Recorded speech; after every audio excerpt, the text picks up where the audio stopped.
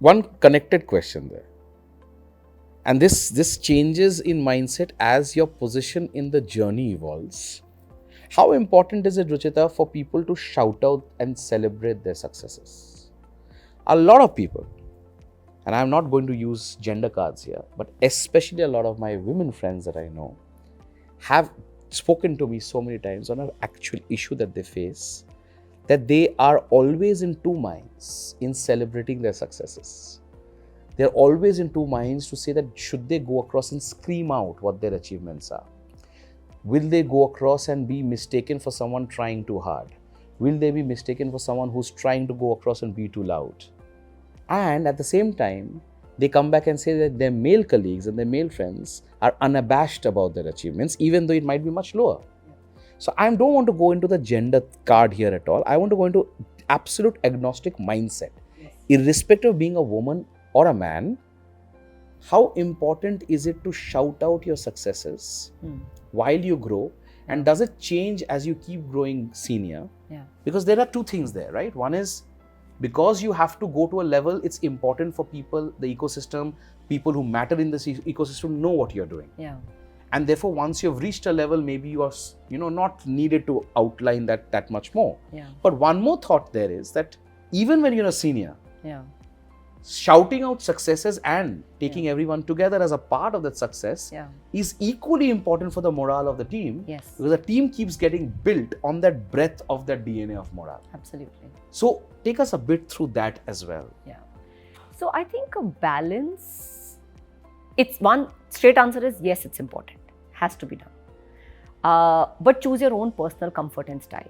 You don't have to do what is working for someone else.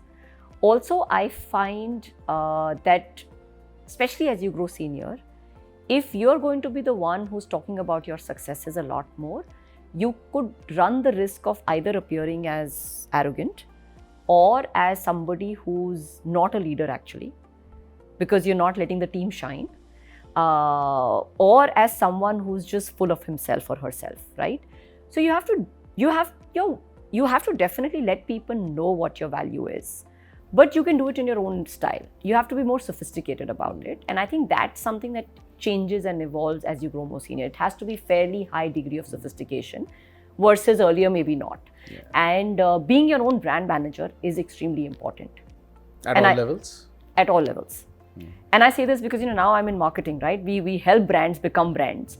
And the one thing that I tell everyone on my team, gender agnostic, saying that you are being the best marketing expert for your clients, for the startup, for that government, for that large enterprise that you're working for. Why not apply that same skill to your own work?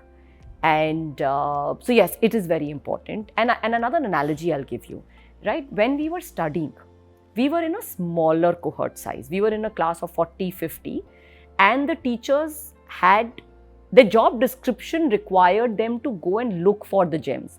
Look at, and find your strengths and weaknesses.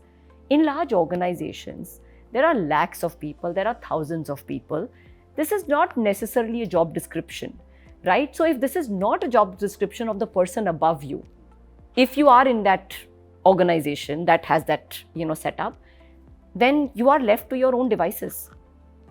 And you can't, and again, going back to the piece that we said, that when we're looking for people for will, we're also looking for people with action orientation and what I can do. So instead of saying that, oh, my manager is not doing this, or I wish I was in a place where my manager would do this for me, figure out what is it that you can do. It starts with you. The buck starts with you. And stops with you.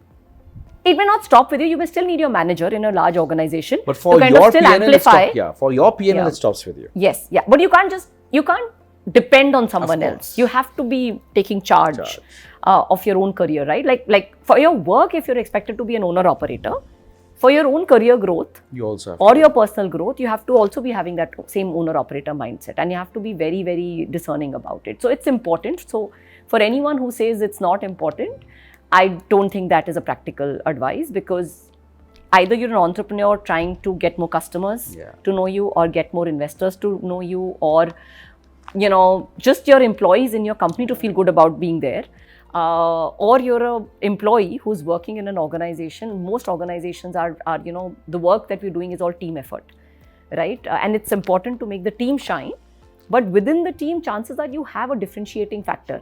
You have a differentiating contribution. People should know about that. People should know what's your personal brand.